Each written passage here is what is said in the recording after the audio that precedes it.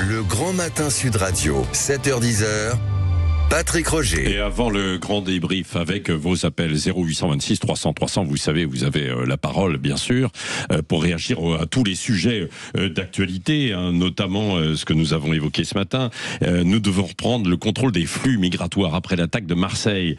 Est-ce que vous pensez qu'il faut mettre le sujet de l'immigration en avant comme le fait Bruno Retailleau sur ce qui s'est passé hier à Marseille, le suicide d'une enseignante? Pensez-vous que l'éducation nationale protège suffisamment les enseignants?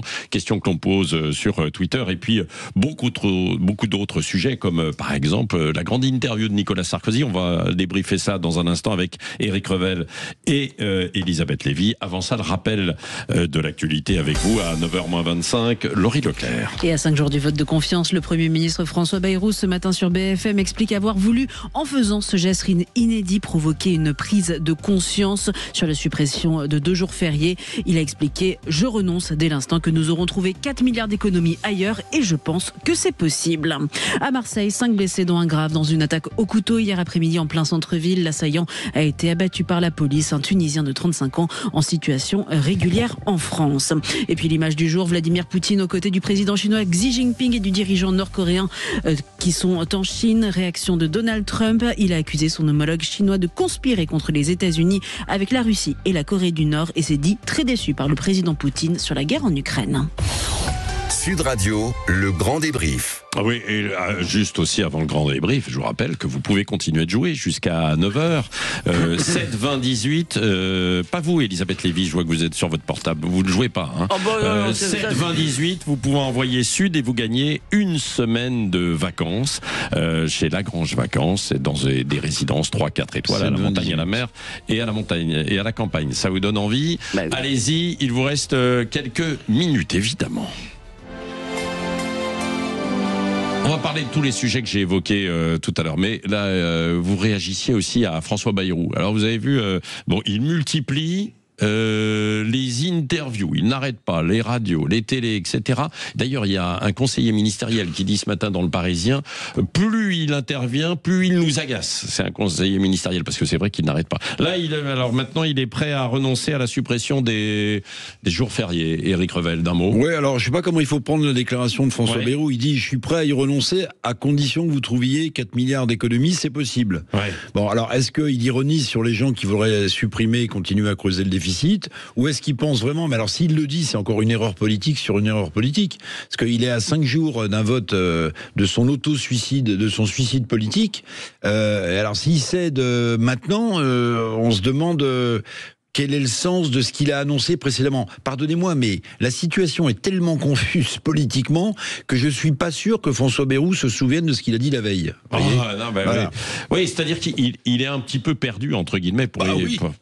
Il est perdu pour la France. Lévy, d'un mot. Non, moi, personnellement, si on pouvait enjamber les 5 prochains jours et arrêter de gloser sur les déclarations de François Bayrou tous les jours. Ouais. Écoutez, d'abord, c'est un spectacle assez, comment dire, j'ai de la peine. On a l'impression que tous les jours, il va se faire casser la figure mentalement, bien sûr, par un nouveau journaliste. Et enfin, franchement, et surtout, il vit une torture psychologique. Et par ailleurs, je ne trouve pas, je suis désolé de le dire, que sur le fond, François Bayrou est tort. Et sur la dette, c'est ce que disait... Les Français devraient être contents de pouvoir sacrifier un jour de congé pour leur pays, mais non. Si vous voulez, c'est le festival des petits égoïsmes et du moi-moïsme, de chacun, pas moi, moi j'ai travaillé, Si vous voulez, personne ne se demande dans ce pays ce qu'il peut faire pour son pays. C'est ça le spectacle concernant, bien plus que François Bayrou, qui par ailleurs s'est planté, d'accord. Bon, l'épilogue est un peu long. Ouais, l'épilogue est un peu long. Ouais, c'est ce que vous dites. Mais c'est lui-même en même temps qui s'est imposé cette séquence. Et nous qui le commentons toutes les secondes. C'est lui-même qui s'est imposé au président de la République. Vous vous souvenez de la fameuse scène qui a été relatée dans son bureau. Il s'est imposé partout et en fait, il a décidé de s'auto-dissoudre. Ce qui est quand même...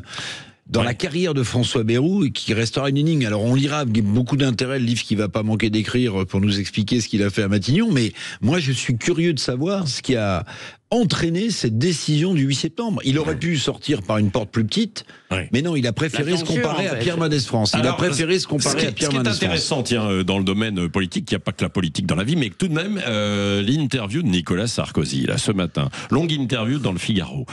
Bon, déjà, il dit que lui, il n'y aura pas d'autre solution que la dissolution.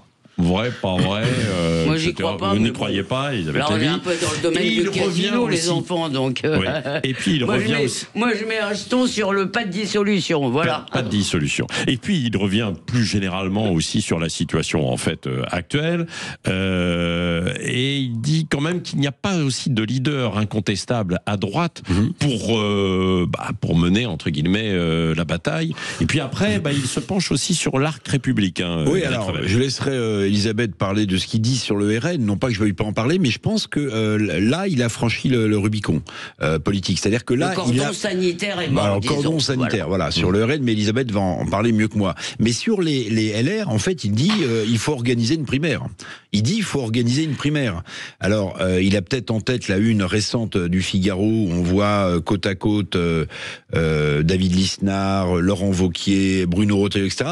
Moi, ce que je crains quand même, c'est que la famille LR, qui parfois est accusée à droite d'être la plus bête du monde, remette un jeton dans la machine de cette droite la plus bête du monde, parce qu'en réalité, regardez ce qui va se passer. Ouais. Le gouvernement Bayrou donc tombe le 8. Retailleau n'est plus ministre de l'Intérieur. Donc toute la lumière qu'il a sur lui aujourd'hui, il la perd. Il rentre comme président des LR dans son bureau, Bruno Retailleau, et on le voit plus tous les jours à la télé. Laurent Wauquiez, il a fait entendre sa petite musique, je vous rappelle. Il a dit non, pas de confiance au gouvernement, on va peut-être demander un vote des adhérents. Donc c'est un pas de côté. Et puis hier, quand ils sont sortis, ils sont arrivés en ordre dispersé à la réunion de Matignon. Je ne sais pas si vous avez vu, il y a d'abord Bellamy qui est arrivé tout seul, puis ensuite Laurent Wauquiez avec son collègue du Sénat, et puis enfin Bruno Retailleau qui, au prétexte qu'il avait un déjeuner à l'Élysée, est arrivé après. Mais à la sortie, ils étaient tous les quatre. Et alors c'était très marrant, il ne fallait pas mettre le son, il fallait regarder la gestuelle.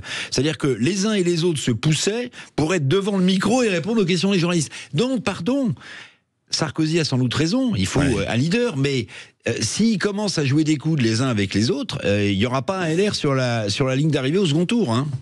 Alors en plus, il est à craindre que, parce que j'imagine que Nicolas Sarkozy serait aussi un possible rassembleur de cette droite. Le problème, c'est son actualité judiciaire. Non, mais il reste très aimé par une grande partie du peuple de droite, Nicolas Sarkozy. Non, moi, ce que je trouve, c'est que là, pour le coup, ce qu'il dit est évidemment sensé. Les électeurs, ça fait longtemps qu'ils ont compris que le RN, ça n'était pas la vieille... C'est pas l'extrême droite, de mon point de vue. Marcel Gauchet s'est fait ostraciser pour l'avoir dit, mais enfin, ça n'a rien à voir avec ce qu'on sait de l'extrême droite. Et ça fait longtemps que pour les électeurs, c'est un parti comme les autres pour lequel ils votent ou pas en fonction de son programme. Simplement, je vous rappelle quand même, et là je dois dire, je trouve que Bruno Retailleau a fait une lourde erreur politique en se joignant, alors c'était pas vraiment le Front Républicain, c'était le Nini, mais si vous voulez, en gros, c'était plutôt... quand même, surtout ces gens-là, ne touchons pas, ils sentent pas bon. Franchement, Éric, c'est à ce moment-là qu'Éric Ciotti s'est barré. Moi, je crois qu'il y a une aspiration dans le peuple de droite, donc dans une grande partie du peuple français, à ce que ces droites enterrent leurs différends pour s'unir, notamment sur un sujet qui est existentiel, et je réponds à votre question des auditeurs, qui est la question migratoire. Ils peuvent enterrer leurs différends, je pense, sur l'économie qui existe, qui sont réels, parce qu'il y a une urgence existentielle, semble-t-il, pour beaucoup de gens, et ça, je le pense aussi. Alors, sur la question de l'immigration. Ah oui, moi je pense que la question migratoire... Ça n'apparaît pas dans les... Vous avez vu l'autre jour, en début de semaine, nous avons fait une enquête, ça n'apparaît pas dans les premières priorités, mais ça apparaît. Je vais vous répondre pourquoi, mais très vite, parce que, si vous voulez, aujourd'hui, et notamment, mais pas qu'en France et partout, les gens pensent d'abord à leurs problèmes d'individus. L'immigration, c'est un problème de collectivité, c'est un problème de changement démographique pour le pays. Mais votre frigidaire, à la fin du mois, il est rempli ou pas, si vous voulez, ça, c'est immédiat. Mais je crois qu'en réalité, beaucoup de gens sont conscients de ce risque existentiel. Mais pardon, j'ai été trop long. Je voudrais entendre Éric encore sur Sarko. En fait. Oui, parce que dans l'interview, alors c'est assez intéressant parce que l'ancien président de la République pointe du doigt je pense avec justesse, une incohérence dans la stratégie politique de Bruno Retailleau, qui au demeurant, il l'aime beaucoup, il le soutient, il croit que... Et il dit un truc très juste, l'ancien chef de l'État. Il dit, alors Elisabeth me répondra, mais il dit, mais comment est-ce que Bruno Retailleau peut accorder la confiance, c'est ce qu'il veut, au gouvernement de François Bayrou? En cas de dissolution, il doit faire campagne. Et il dira quoi à ses électeurs? Qu'il a soutenu un gouvernement, mais qui se présente contre. Donc c'est très compliqué. Et je pense que Nicolas Sarkozy a eu raison de pointer cette incohérence stratégique. Alors, Elisabeth ne croit pas à la dissolution, donc tout ça tombera à plat. Mais vous voyez ce que je veux dire? Retailleau, il est pour soutenir le gouvernement Bayrou. Il l'a dit, accorder la confiance, même si au moins un tiers des députés LR ne voteront pas cette confiance. Hein. C'est un autre petit caillou dans la chaussure de Bruno Retailleau. Comment soutenir François Bayrou et son gouvernement, et en cas de dissolution, faire campagne contre le bloc central? Un mot, Eric, qui est plutôt une question, parce qu'il est bien meilleur spécialiste que moi. Non. Le truc, c'est que je m'intéresse à la chose, voyez. LR, après une dissolution, parce que LR a combien 60 un nombre de députés invraisemblable compte tenu de ses scores, donc qui est aussi lié à des alliances quand même. Donc, est-ce qu'il n'y a pas un gros risque pour LR de se retrouver tout petit? Si. Mais alors, je vais vous dire, s'il y a un risque pour LR et qu'il y a un risque pour le PS qui, on peut rêver, refuserait les voix de LFI. Rêvez, mon ami. Le bon résultat de tout ça, et c'est peut-être bien pour la France, c'est que si vous avez des groupes qui s'effritent à l'Assemblée nationale, on va peut-être sortir de ce tripartisme, de ces trois blocs qui empoisonnent la vie française. Parce que le résultat du en même temps, on n'en parle jamais, mis en place par Emmanuel Macron, c'est ça, c'est le tripartisme. Mais si, politiquement, Elisabeth, c'est le tripartisme. C'est une assemblée ingouvernable. C'est une assemblée ingouvernable. Il y a plein de pays où il y a des coalitions de gouvernement. Cette tradition-là, on n'est pas l'Allemagne. Oui, écoutez, nos traditions, il y en a un certain nombre qui nous ont mis dans le dans la mouise où on est. Alors il y a certaines traditions comme le soviétisme français auquel il faudrait renoncer. Elisabeth Lévy, est-ce que vous avez envie d'acheter une villa au Touquet? Non, pas spécialement. Je vais vous parler d'une villa au Touquet, pas n'importe laquelle, celle du couple Macron. Elle a été vendue. Vous allez voir le prix. On en parle dans un instant, et puis on parle de beaucoup d'autres sujets, évidemment, dans l'actualité. Le Grand Matin Sud Radio, 7h-10h. Patrick Roger. Vous continuez de réagir 0826 300 300 à ce qui se dit ou ce que vous voudriez que l'on dise aussi, que vous n'entendez pas sur Sud Radio, bien sûr. Vous avez la parole, 0826 300 300. Tout à l'heure, vous pourrez le faire largement aussi avec Jean-François Aquili. On continue avec Elisabeth Lévy et Eric Revel. Et puis le hashtag On en parle avec Benjamin Glaise. Alors ça y est, le couple Macron, je le disais là tout à l'heure, a vendu sa villa au Touquet. Hein. Et oui, avant de dévoiler le montant, je vous mets dans l'ambiance bain de foule au Touquet. Ouais. Bonjour. Allez-y. Merci beaucoup. Ça va? T'as une belle casquette, toi. Oui, alors montant de la vente de leur villa, 3,6 millions d'euros. L'information est dévoilée ce matin par nos confrères du Canard enchaîné. C'est une très belle affaire puisque le couple présidentiel réalise tout de même une plus-value de quelques 200% par rapport à l'estimation faite en 2014 à l'entrée d'Emmanuel Macron au ministère de l'économie. À l'époque, elle avait été évaluée par un expert à 1,2 million d'euros, estimation jugée trop basse pour le fisc qu'il avait rehaussé à 1,45 million d'euros. Quoi qu'il en soit, la vente de leur villa reste une très belle affaire pour le couple présidentiel. Le nouveau propriétaire, en un mot, qui est-il? Bien, c'est un promoteur immobilier de 76 ans qui nous vient d'Arras. La Voix du Nord indique qu'il compte développer au Touquet un projet commercial à destination d'enseignes très haut de gamme. Quant au couple présidentiel, eh bien, il reste au Touquet puisqu'il vient d'acheter une nouvelle maison située cette fois-ci en bord de mer, une maison un peu plus petite, 200 mètres carrés contre 250 pour la précédente. Mais là, vous n'avez pas le prix. Non. Ouais, pas non. prix. J'ai essayé de me renseigner, j'ai pas trouvé. Tout cela, évidemment, Eric Revel, ça l'interpelle un peu. Lui, le spécialiste immobilier. Non, mais 3,6 millions. Oui, mais si vous voulez, rapprochez-vous.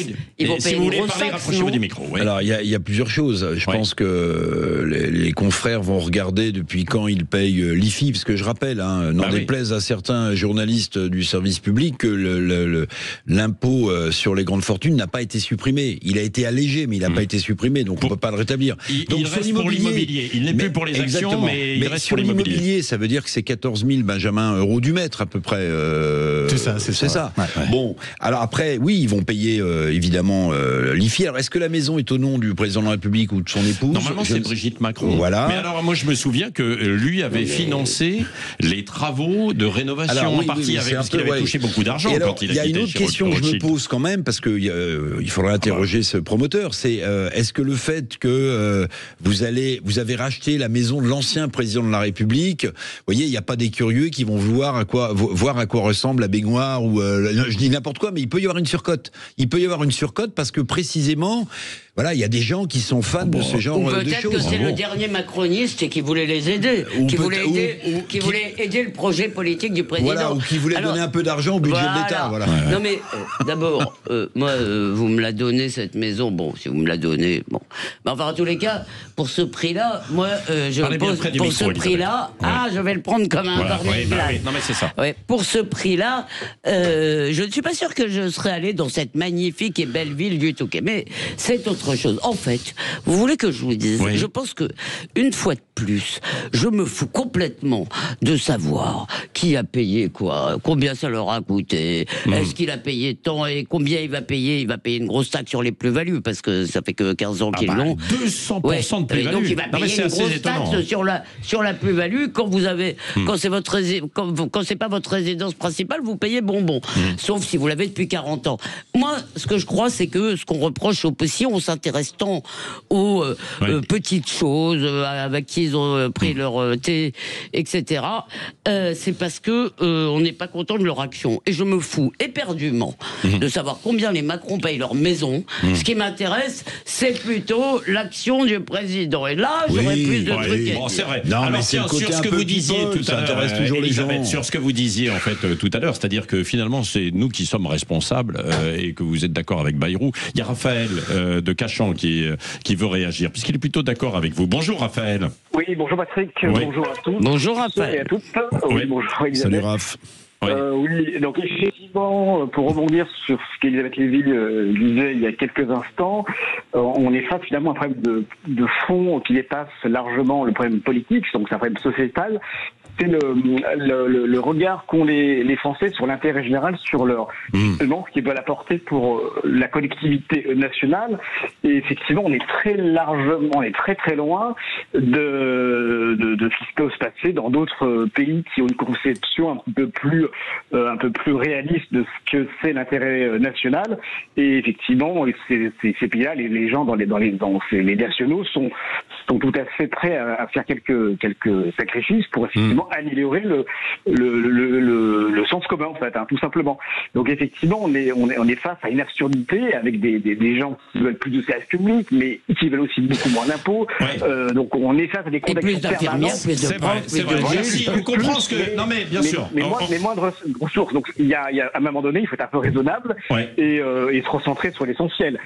Alors voilà. Donc. Bon, non mais on comprend la philosophie de ce que vous vouliez dire et vous rejoignez en cela Elisabeth Lévy. Vous avez joué depuis ce matin, vous êtes très nombreux à envoyer le petit mot Sud, évidemment, et c'est Sandrine de Castel-Sarrazin qui a gagné ce séjour Lagrange Vacances. Bonjour Sandrine. Bonjour Patrick Roger, bonjour. Bon, ben voilà, bravo. Vous avez envoyé le petit SMS et puis boum, la petite magie de Manu, c'est tombé sur vous. Sympa. Écoutez, je suis très contente, je m'y attendais pas. Parce que j'ai pas l'habitude de jouer. Là, j'ai dit alors je vais jouer. J'ai eu une chance inouïe. Je voulais vous remercier toute l'équipe de Sud Radio. Contente de votre rentrée, contente de cet été aussi. J'apprécie tout. J'apprécie votre radio depuis très très longtemps. Et puis je suis contente parce que nous, comme on est agriculteurs et éleveurs laitiers, donc du coup, oui, je suis contente. C'est des vacances en fait. Voilà, une semaine de séjour Lagrange Vacances. Vous choisirez la montagne, la mer ou la campagne. Franchement, je suis vachement émue là. Je suis très heureuse. Voilà. Là, mais écoutez, non, mais ça fait 10 ans qu'on n'est pas parti en vacances. Je pense que ça va nous faire vive les agriculteurs. Vive les agriculteurs. Le tirage au sort de Manu a bien fait les choses. Nous sommes tous heureux pour vous. Et puis c'était forcément un voyage pour vous. Vous nous envoyez un petit selfie. Vous nous envoyez un petit selfie. Un voyage Lagrange. Agriculteur Lagrange. Attendez. Tout à fait. Merci Sandrine, et profitez-en bien. Continuez une rentrée très enrichissante, je pense. Voilà, absolument. Ça continue. Justement dans quelques minutes avec vous, La Vérité en face, Jean-François Killy et les auditeurs qui peuvent réagir. Sur quoi vous les invitez à réagir ce matin, Jean-François? Sur des sujets, figurez-vous, de la vie quotidienne, en invitant l'encore ministre chargée de l'intelligence artificielle et du numérique, Clara Chapaz, sur 3 thèmes très simples. Faut-il interdire les réseaux sociaux aux mineurs de moins de 15 ans? La mort en direct, vous vous rappelez de Jean Portmanov sur Kik, les pouvoirs publics ont-ils réagi trop tard? Est-ce qu'ils ont l'œil là-dessus? Et l'IA, l'intelligence artificielle, est-elle une priorité à l'école? Et la ministre, l'encore ministre, va devoir s'expliquer sur ces 3 questions. Allez, voilà, donc ce sera l'un des sujets en fait tout à l'heure. Et puis il y a beaucoup d'autres sujets qui vous font râler, qui vous font réagir aussi dans l'actualité. Vous y allez comme par exemple dans C'est quoi le problème tout à l'heure, Félix Mathieu, sur les autoroutes. Est-ce qu'on a raison de laisser ces concessions autoroutières à du privé? Est-ce qu'on a raison, oui ou non? Qu'en pensez-vous? J'aimerais vous entendre. 0826 300 300, allez-y, c'est ouvert, c'est à vous. Jean-François Killy dans un instant sur Sud Radio.